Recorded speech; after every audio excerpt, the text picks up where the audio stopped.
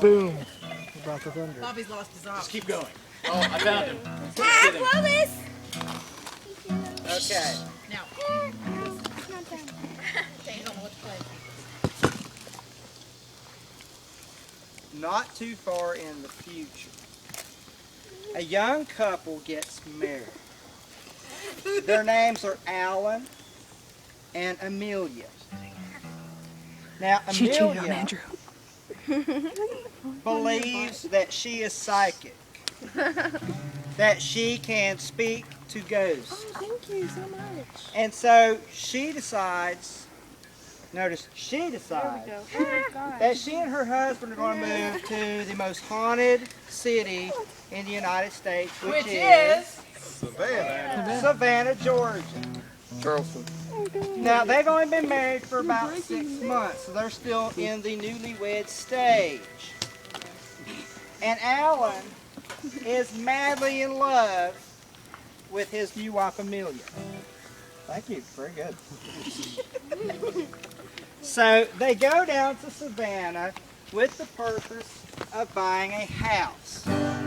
Amelia has it in her head that she wants to live in the most haunted house in Savannah. She cray-cray. So they shop around and they come across a very old house that was built in the mid-1800s that is right next to one of the graveyards. So are you picturing this house next to the graveyard in downtown Savannah? Yes. See? 3 stories, towers on the corner. Is it brick? It's a brick house. Renee. The house is affordable, so they buy the house. And they get moved in. The problem is, once they get moved in, Amelia becomes very depressed. Because she cannot feel any ghosts in this house. And every night she fusses to Alan, "There are no ghosts in this house. Where did all the ghosts go? Did you run them off? What's wrong? Where are all the ghosts gone?" Because you're ugly. And she makes Alan's life pretty rough, pretty miserable, because she is not happy there are no ghosts in this house, although they were told it was the most haunted house in Savannah.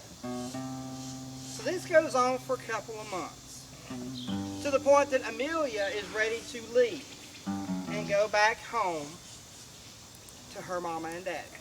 Dun, dun. Now, Alan is distraught. He loves his wife. He would do anything to make her happy. One day, he's walking through downtown Savannah and he comes across this little bookstore. And in the bookstore, he happens to find a book in the corner, and the book is about how to capture spirits. Sounds like Jaws. And a strange plot begins to form in his mind. And so he buys this little book, and he takes it back home, and he reads it from cover to cover. And he goes downstairs into the basement with some chalk. He begins to draw out on the floor the pentagram with the star, and he lays out the candles. I don't think that's a candle sound, but it works.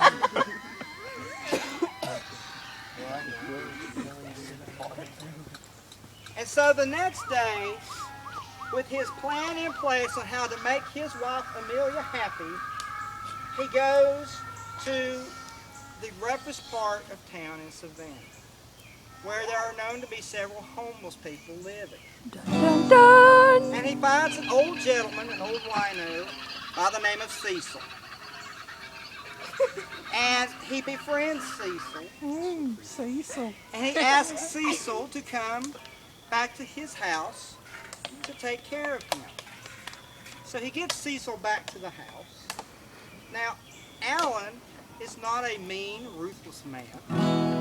He is just trying to do what he can to make his wife happy. So So he offers to make a bowl of soup for Cecil. Cecil eats the bowl of soup, very grateful that this young man has taken him into his home and is befriending him.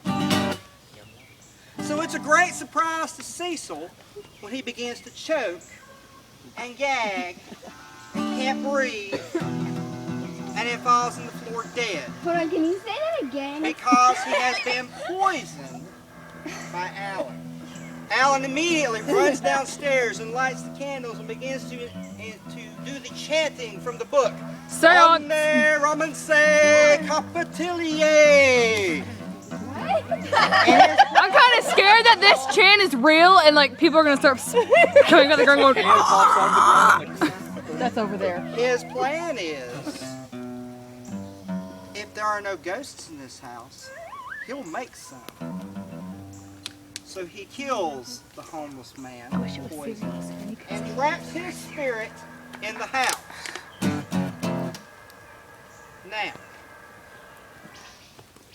a couple of days later, Alan's working on the house and he sees the old man walking through the house, and the old man says, "Alan, why did you kill me? I didn't do anything to you." And Alan explains to him, "I had no choice. I had to do it. I had to do it for my beloved wife, Amelia." So Cecil the ghost and Alan become friends. Was he killed him? And BFFs. Cecil says, "Well, you know, it's not so bad being a ghost. I've got a place to live. I'm not hungry anymore. I'm not cold anymore. I know some other people who would like this." And so Alan sets out bringing in other homeless people and poisoning them. Does no one wonder where their dead bodies went? They're homeless. But still, They're not being missed. I'd miss them. He disposes of them. Ah! You got to remember, what is near downtown Savannah?